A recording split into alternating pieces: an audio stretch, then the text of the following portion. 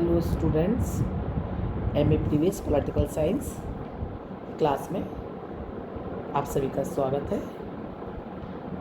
Indian government politics के जो हमारा पेपर 2 है, हम इंडियन कॉन्स्टिट्यूशन और उसके विभिन्न प्रावधानों पर चर्चा कर रहे हैं।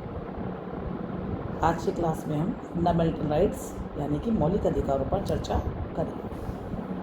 सबसे पहले हम ये जानेंगे कि मौलिक अधिकार क्या होते हैं। वे अधिकार जो व्यक्ति के जीवन के लिए मौलिक तथा अनिवार्य होने के कारण संविधान के द्वारा नागरिकों को प्रदान किए जाते हैं और जिन अधिकारों में राज्य के द्वारा हस्तक्षेप नहीं किया जा सकता, वे मौलिक अधिकार कहलाते हैं। अब हम इन अधिकारों को मौलिक क्यों कहते हैं, उसके बारे में अलग अलग बातें हैं।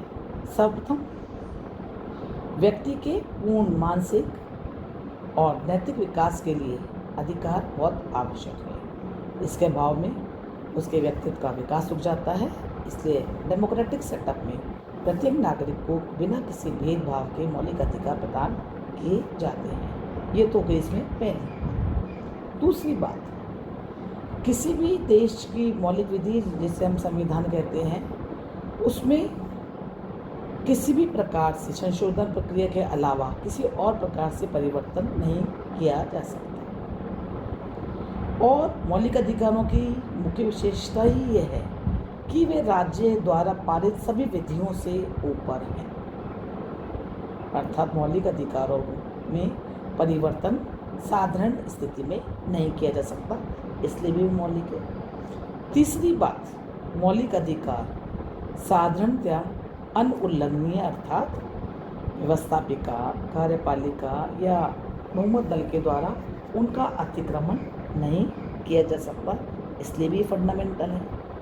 चौथी और महत्वपूर्ण बात कि मौलिक अधिकार न्याय योग्य होते हैं, अर्थात न्यायपालिका इन अधिकारों की रक्षा के लिए सभी आवश्यक कदम उठा सकती है। तो हमने ये देखा कि मौलिक अधिकार मौलिक क्यों है, और मौलिक अधिकारों की जो व्यवस्था है भारतीय संविधान के में जितने भी प्रमुख प्रावधान हैं, उन सभी प्रमुख व्यवस्थाओं में से एक इम्पोर्टेंट व्यवस्था है। भारतीय संविधान के भाग 3 में इसका उल्लेख किया गया है।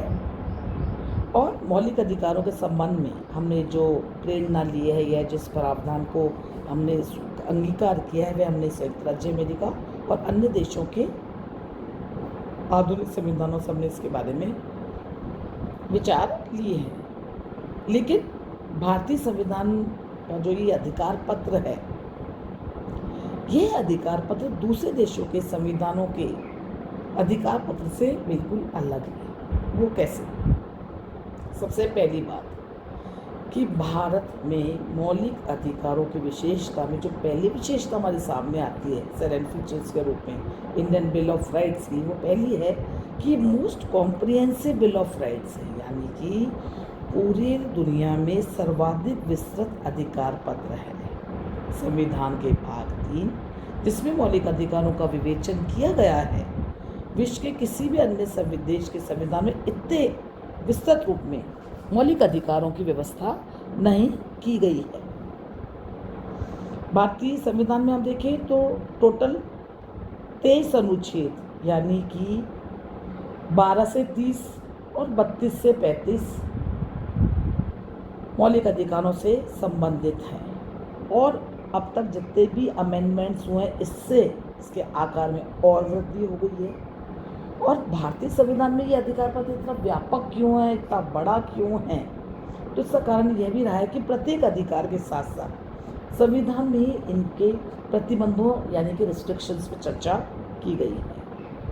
और इस कारण मौलिक अधिकारों का जो हमारा ये प्रावधान है, ये बहुत पूर्ण और स्पष्ट होने के कारण का जो एफर्ट संविधान निर्माताओं का जो रहा, उसके कारण ये सर्वाधिक विस्तृत अधिकार पत्र बन गया। दूसरी बात, जो ये फंडामेंटल राइट्स हैं, ये हमारे देश में व्यवहारिकता पर आधारित है, यानी कि भारतीय संविधान के द्वारा जो मौलिक अधिकार प्रदत्त किए गए हैं, ये सिद्धांतों की अपेक्षा वास्तविकता पर आधारित है। उदाहरण के लिए अगर हम देखें कि जब सभी व्यक्तियों के लिए समानता के अधिकारों को स्वीकार किया गया है तो साथ ही साथ पिछड़े और दलित वर्गों के विकास के लिए भी संविधान में विशेष व्यवस्थाएं की गई हैं। शिक्षा हो, संस्कृति की स्वतंत्रता का अधिकार हो, वहाँ पे अल्पसंख्यकों के लिए भी शिक्षा और भाषा संबंधी उनके हितों का पूर्ण प्रबंधन किया गया है। और धार्मिक जब स्वतंत्रता के अधिकार को बताया है तो पूरे सोसाइटी के अंदर रिलीजियस टॉलरेंस को लेकर के पूरी व्यवस्था की गई है। तो हम ये देखते हैं कि हमारे यहाँ पे जो मौलिक अधिकार है वो मात्र गिनाए नहीं गए हैं दूसरे देशों की तरह 10 लाइन में या 10 पन्नों में, अपितु इनके बारे में विस्तृत विवेचना की गई है और इनको प्रैक्टिकली ये पॉसिबल हो सके ऐसी स्थितियाँ बनाई गई हैं। तीसरी बात, भारत में फंडामेंटल राइट्स जो है वो लिमिटेड है, कुछ एब्सोल्यूट नहीं है, यानी कि मौलिक अधिकार सीमित है किंतु निरंकुश नहीं।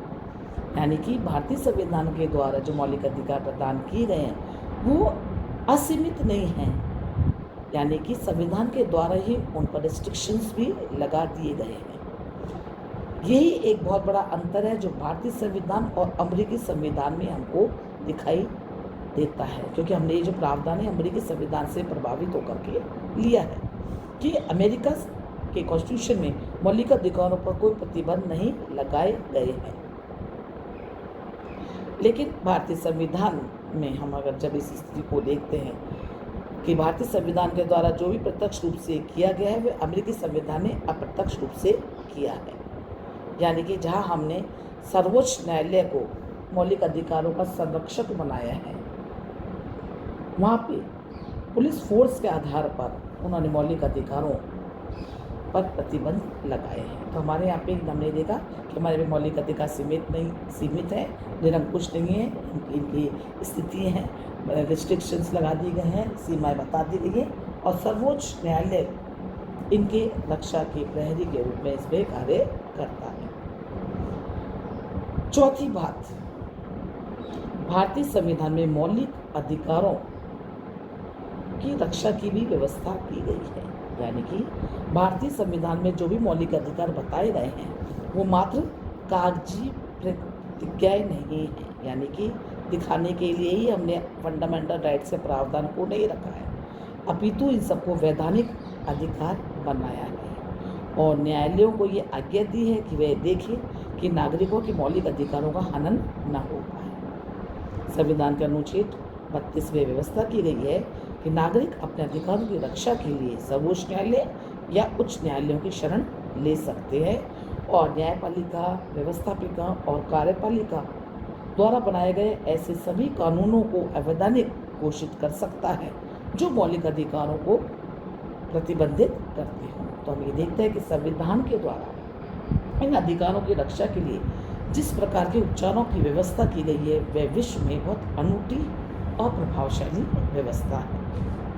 तो हम ये देखते हैं कि भारतीय संविधान में जो मौलिक अधिकार शामिल किए गए हैं वो वास्तव में अपने आप में बहुत अनूठे हैं। हमारे यहाँ पे संविधान के द्वारा नागरिकों को 7 मौलिक अधिकार बेसिकली प्रदान किए गए थे, लेकिन 44th संवैधानिक संशोधन के द्वारा जो 1979 में हुआ इसमें संपत्ति के अधिकार को मौलिक अधिकार के रूप में समाप्त कर दिया गया है और संपत्ति का अधिकार अब एक लीगल राइट के रूप में ही है। तो भारतीय नागरिकों को 6 अधिकार प्राप्त हैं। पहला, समानता का अधिकार, स्वतंत्रता का अधिकार, शोषण के विरुद्ध अधिकार, धार्मिक स्वतंत्रता का अधिकार, संस्कृति तथा शिक्षा संबंधी अधिकार और अंतिम में जो मौलिक अधिकारों के रक्षक के रूप में, प्रहरी के रूप में कार्य करता है वह है संवैधानिक उपचारों का अधिकार। तो हमने इस क्लास में ये जानने का प्रयास किया कि भारतीय संविधान में जो मौलिक अधिकार शामिल किए गए हैं वो क्या हैं, उनकी इम्पोर्टेंस क्या है, वो मौलिक क्यों कहे जाते हैं और उनकी कौन कौन सी विशेषताएं हैं।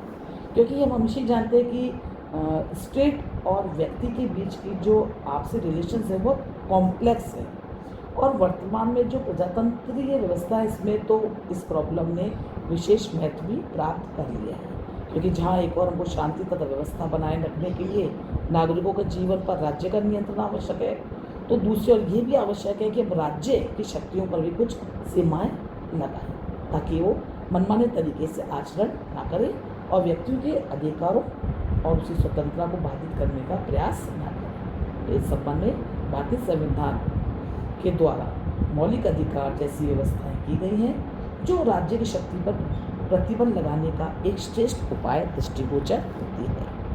आगे की क्लास में हम इन्हीं अधिकारों पर विस्तृत रूप से चर्चा करेंगे। धन्यवाद।